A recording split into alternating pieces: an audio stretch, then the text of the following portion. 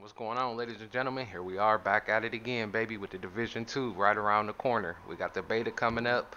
A lot of new details have been released about the game, and I just wanted to touch base on a little bit of what's been going on and whether up to now the game is worth the purchase, in particular to get access to the beta. On a side note, for the newcomers, I'll also be providing details of how you can get access to the beta as well without even buying the game. For as little as $2, $3, you can get you a beta access key. Alright, so I'm going to be providing y'all with some of those details as well as my opinion on whether the game is worth the purchase at the current state or not. Alright, so here we go, baby. We're going to hop right into this and let's get it going. Alright, so first, I want to start off by talking about my favorite part of the game, which was the PvE. The PvP in the division is just a small portion of the game, almost insignificant portion when compared to how deep the story of this game is. When you play with your friends and through these different missions, including Lexington, Hudson, Lincoln Tunnel, so many incredible missions in this game that it's going to extend to a 40-hour campaign, it's already going to be worth your money. The first one was 40-hour campaign, the second one is a 40-hour campaign, so you will indeed get your money's worth. Alright, if you set out to do things like I enjoy doing in the game, which is like collecting certain gear, every set that's available in the game, this will add even more to your playtime. So if it's a matter of your playtime is taken care of. As far as the amount of flaws that was in the original campaign, they were significantly low when you considered just playing through the story. Most of the problems in the Division 1 lie in the PvP. In the Division 2, they have taken a lot of time to make adjustments to the PvP to possibly make it a more enjoyable experience. But similar to games like similar to games like Red Dead Redemption 2, where the game itself, the story is incredible, that's already worth the money. The PvP that was tossed in there, that's in my opinion absolute trash, didn't make Red Dead Redemption 2 as significant as it is. Alright, so I think this same concept kind of applies to the Division. Don't focus so much on the PvP. If you're a PvP player, if you haven't played part 1 and you looking to buy part 2 purely for PvP, you may end up being disappointed. Alright, you may be. I'm not sure because of the changes that's been made, but from my understanding, they didn't cut down the amount of players from 24 to 12. I don't know how a lot of PvP players gonna feel about that.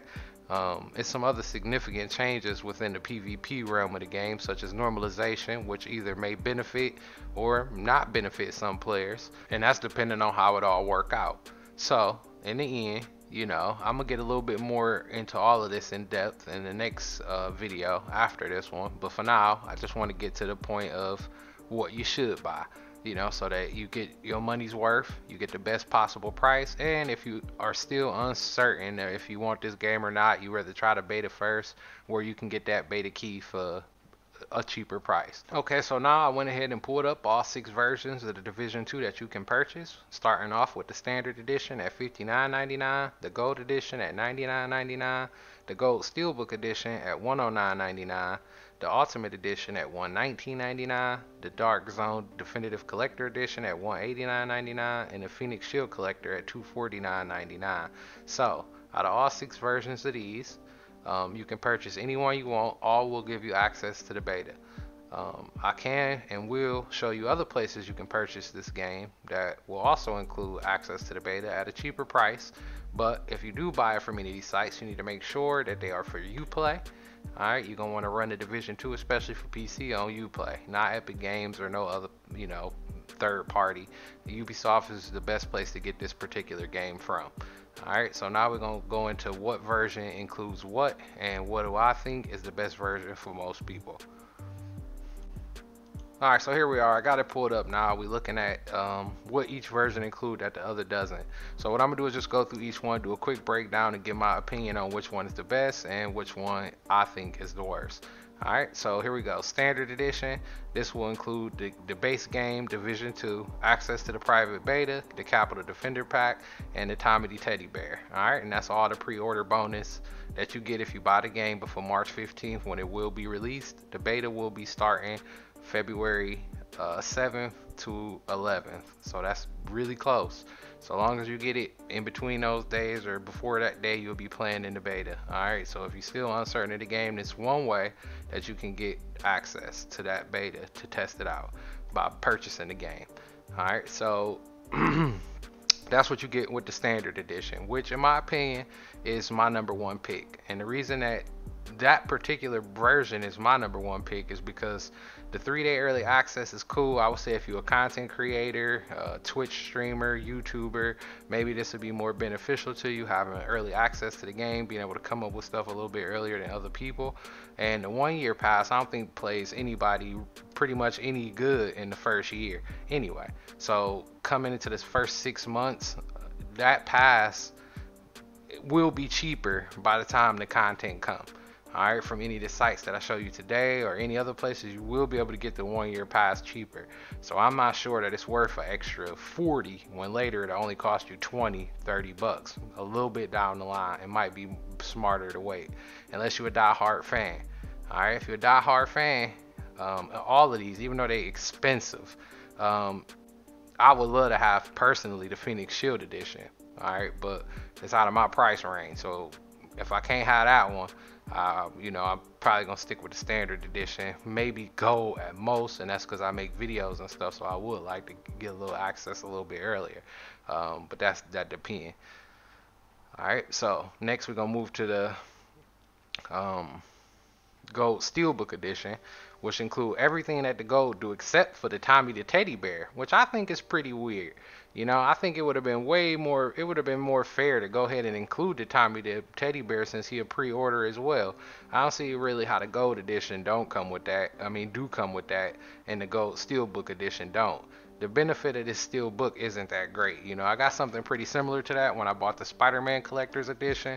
It came with the steel case, and it also came with the book.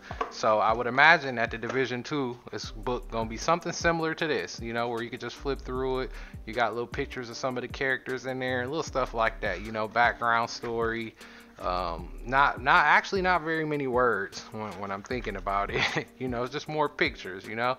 So I would expect something like this to come with the Division one, which in my opinion I would say is not worth it. Alright, and then it came with the steel case with the Spider-Man, you know, which is still kind of plastic on the inside, but that's okay. Alright, I wanted the collector's edition because I'm kind of a nerd when it comes to some of that kind of stuff. That's why for the Division 2 I would love to have the Phoenix Shield edition, but like I said, that price tag is just above and beyond. I think it's a little too much, a little too rich for my blood. Alright, so moving on, next we got the Ultimate Edition, which will include pretty much everything that the Standard Edition and Gold Edition do, except for, unlike the Gold Steelbook Edition, you'll still get the Tommy the Teddy Bear, as well as the 3-day early access, the 1-year pass, but you won't get the Steelbook. Alright, the steel book will not be included with the Ultimate Edition, which again, I think that it should be. I think trying to balance out the check marks when the price going up, you should just be checking those boxes and making the price appropriate. You know, each one you buy, you get all of it plus something else, instead of taking away something for something else. Alright, that's just my opinion on that though. Alright, so the Ultimate Edition will also come with the Battle Worn Secret Service Pack, the First Responder Pack, and the Elite Agent Pack. All of these things will make no difference in the actual gameplay of the game. Alright, this is more appearance, cosmetic stuff. So if you ain't one of the kind of players like me who really cares so much about extra stuff you have to buy versus what you can just get in the game for free, I will stick to the free version. So I just collect my apparel as I can, you know, rather than spending so much more money just to get that without getting the steel book. You can see what I'm saying? So you'll get these extra outfits, but you won't even get the steel book. So it kind of just don't really suit the price tag, in my opinion. Next, you got the Dark Zone Definitive Edition, which will come with everything. All right, this one even give you the steel book. All right, the Dark Zone Definitive Edition is, it might be the first best. I ain't too sure. I'm gonna give it to Phoenix Shield Edition, just because it come with the bigger figurine. But the Dark Zone Definitive Edition, I think, come with the highest combination of goodies. That's what I feel like, you know, because see, if you can see, you get the Flare Agent statue, and you get the Agent Articulate figurine with either one or the other.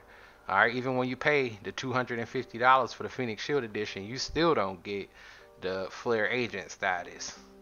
But with either one of the two, you will still get um, the game soundtrack, the Washington D.C. map, the book of lithographs, um, with either one. So, in the end, that's pretty much the breakdown for all of the different versions of the game that you can buy. With again, my opinion being that the very best is the standard edition, and the top of the line is the Phoenix Shield and Dark Zone. With the Dark Zone, again, having a little bit more of an edge. So, if you got it like that, you can pick between those two. But if you're just one of the people who want to play the game and enjoy it for what it is and get pretty much most of the stuff that you're going to need to start, I would get the standard edition as the number one pick.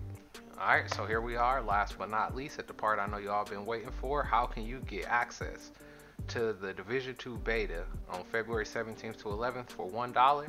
You can do it here on this website that I got pulled up for you, Kingwin.